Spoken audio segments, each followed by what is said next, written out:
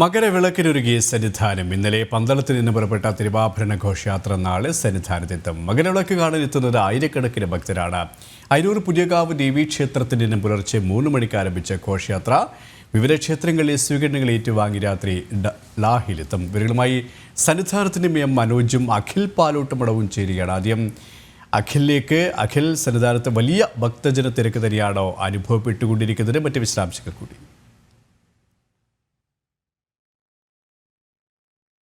എത്തി നിൽക്കുകയാണ്. ഇനി മണിക്കൂറുകൾ മാത്രമാണ് ഇനി ശബരിമല സന്നിധാനത്ത് ഈ മകരവിളക്ക് ജ്യോതി കാണുവാനുള്ള ആ നിമിഷം. ഇനി മണിക്കൂറുകൾ മാത്രമായിരിക്കും ഇനി ഉണ്ടാവുക. എന്തായാലും ശബരിമല സന്നിധാനത്ത് അഭൂതമായിട്ടുള്ള ഒരു ഭക്തജന തിരക്ക് തന്നെയാണ് അനുഭവപ്പെട്ടുകൊണ്ടിരിക്കുന്നത്. വളരെ വലിയ ഭക്തജന തിരക്ക് നമുക്ക് ദൃശ്യങ്ങളിൽ പോലും കാണാൻ സാധിക്കുന്നത്. ഞാനിപ്പോൾ നിൽക്കുന്നത് ഭഗവാന്റെ പൊന്നമ്പലത്തിന് അരികിലാണ്. ആ പൊന്നമ്പലത്തിന് അരികിൽ നിന്നുകൊണ്ട് ഓരോ അയ്യപ്പ ഭക്തരും കാത്തുനിന്ന് വരുന്ന കാണാൻ സാധിക്കുന്നുണ്ട്. നമ്മൾ ദൃശ്യങ്ങളിൽ കാണുന്നത് പോലെ തന്നെ കുഞ്ഞു മാളികപ്പുറങ്ങൾ അടക്കം ഈ ശബരിമല പൊന്നയ്യനെ കാണുന്നതിലേക്ക് വേണ്ടി ഇവിടെ നിൽക്കുന്ന കാഴ്ച നമുക്ക് കാണാൻ സാധിക്കുന്നുണ്ട്. അവരെല്ലാവരും ശബരിമല പൊന്നയ്യനെ കണ്ട് തൊഴുത് അനുഗ്രഹം വാങ്ങിക്കാൻ വേണ്ടി തന്നെയാണ് ഇരുമുടിക്കെട്ടുകളുമായി കൂപ്പ് കൈകളുമായി ഒക്കെ തന്നെ ശബരിമല സന്നിധാനത്തേക്ക് എത്തുന്ന കാഴ്ച നമുക്ക് കാണാൻ സാധിക്കുന്നത്. വലിയ ഭക്തജന തിരക്ക് ഉണ്ട് എന്ന് നമുക്ക് പറയാൻ സാധിക്കുന്നത് കഴിഞ്ഞ ഒരു മണ്ഡലകാലത്തിന്റെ ഈ മണ്ഡലകാല സീസണലുകളിൽ ഒന്നും തന്നെ അനുഭവപ്പെടാത്ത തരത്തിലാണ് ഈ മണ്ഡലകാലത്തിന്റെ സീസണുകളിലുള്ള ഈ ദൃശ്യങ്ങൾ സാക്ഷ്യപ്പെടുത്തുന്നത്. അതായത് 18ാം പടി താണ്ടി തത്വമസി പൊരുളായ അയ്യപ്പസ്വാമിയുടെ അരികിലേക്ക് എത്തുന്ന ഓരോ അയ്യപ്പ സ്വാമിയെ സംബന്ധിച്ചിടത്തോളവും അത്രമാത്രം കാത്തു നിൽക്കുന്ന കാഴ്ച നമുക്ക് കാണാൻ സാധിക്കുന്നുണ്ട്. അതായത് ഇപ്പോൾ നമ്മൾ ദൃശ്യങ്ങളിൽ കാണുന്നത് പോലെ നമ്മുടെ ക്യാമറമാൻ ക്ലോസ് വിഷ്വൽ അതിലേക്ക് കൊണ്ടുപോയാൽ നമുക്ക് കൃത്യമായി കാണാൻ സാധിക്കുന്നുണ്ടാവും. ഓരോ അയ്യപ്പന്മാരും തിങ്ങി നിറഞ്ഞു നിൽക്കുകയാണ് ഭഗവാന്റെ അരികിലേക്ക് എത്തുന്നതിലേക്ക് വേണ്ടി. അത്രയും അധികം തിരക്കാണ്. അതായത് കഴിഞ്ഞ മണ്ഡലകാലത്തിന്റെ ദിവസങ്ങളിലൊക്കെയും ലക്ഷത്തോടടുത്താണ്.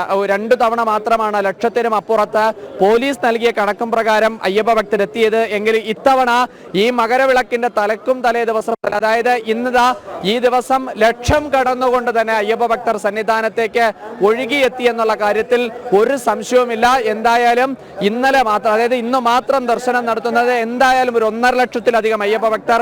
ആ കണക്കുകൾ പോലീസ് മറച്ചു വെച്ചാലും നമ്മൾ രാവിലെ മുതൽ കാണുന്ന കാഴ്ചയുണ്ട്. ആ കാഴ്ചയിൽ നമുക്ക് നിസ്സംശയം പറയാൻ സാധിക്കും. കാരണം കഴിഞ്ഞ മണ്ഡലകാലത്തിന്റെ ദിവസങ്ങളിലോ ഈ മകരവിളക്കിന് 30-ാം തീയതി നട തുറന്നത് മുതൽ ഈ ദിവസങ്ങളിൽ ഒന്നും കാണാത്ത തരത്തിലുള്ള അത്രയും വലിയ ഭക്തജന തിരക്കു തന്നെയാണ് ഇന്ന് ശബരിമല സന്നിധാനത്തേക്കുള്ളത്. നാളെയാണ് ഒരാണ്ടുകാലം കാത്തിരുന്ന ഓരോ അയ്യപ്പസ്വാമിയുടെയും ആ കണ്ണിലെ കൃഷ്ണമണി പോലെ ആ അയ്യപ്പസ്വാമി കാത്തിരുന്ന ഭഗവാന്റെ ആ മകരജ്യോതി കാണാനുള്ള അസുലഭമായ ആ നിമിഷം എന്ന് പറയുന്നത് നാളെയാണ്. നാളെ രാവിലെ 8:45, അതായത് ധനുരാശിയിൽ നിന്ന് മകരം രാശിയിലേക്ക് സൂര്യഭഗവാൻ പ്രവേശിക്കുന്ന ആ സമയത്ത് ധനുരാശിയിൽ 8:45 ഈ കാണുന്ന പൊന്നമ്പലത്തിന് അകത്ത് തത്വമസി പൊരുളായി ചിന്മുദ്രാങ്കിതമായിരിക്കുന്ന അയ്യപ്പസ്വാമിക്ക് മകരസംക്രാന്തി പൂജയുണ്ടാവുക. ആ മകരസംക്രാന്തി പൂജയ്ക്ക് ശേഷം വൈകുന്നേരത്തോടു കൂടി തന്നെ തിരുവാഭരണ ഘോഷയാത്ര സന്നിധാനത്തേക്ക് എത്തും. ആ തിരുവാഭരണ ഘോഷയാത്ര 18ാം പടിക്ക് മുകളിൽ തിരുവിതാംകൂർ ദേവസ്വം വകുപ്പ് മന്ത്രിയും സംസ്ഥാന ദേവസ്വം വകുപ്പ് മന്ത്രിയും തിരുവിതാംകൂർ ദേവസ്വം ബോർഡ് പ്രസിഡന്റും ഒക്കെ തന്നെ സ്വീകരിച്ച് അത് സോപാനത്തിൽ അരികിലേക്ക് ആ പീഠം കൊണ്ടുവരും. ആ പേടകത്തിലുള്ള ആ തിരുവാഭരണം മേൽശാന്തിയും ക്ഷേത്രതന്ത്രിയും കൂടി സ്വീകരിച്ച് അത് ശ്രീകോവിലിനകത്തേക്ക് 6:15 കൂടി തന്നെ ശ്രീകോവിലിനകത്തേക്ക് കൊണ്ടുപോകും. ആ ശ്രീകോവിലിനകത്തേക്ക് കൊണ്ടുപോകുന്ന തിരുവാഭരണം ചാർത്തിയായിരിക്കും യോദ്ധാവായിട്ടുള്ള മണികണ്ഠസ്വാമിയെ പിന്നെ അയ്യപ്പ ഭക്തർക്ക് ദർശിക്കാൻ സാധിക്കുന്നത്. തിരുവാഭരണ വിഭൂഷിതരായി വലിയ ഭക്തജന തിരക്ക് തന്നെയാണ് അനുഭവപ്പെട്ടുകൊണ്ടിരിക്കുന്നത്. അഖിൽ പാലോട്ടുമണമാണ് വിവരങ്ങൾ നൽകിയത്.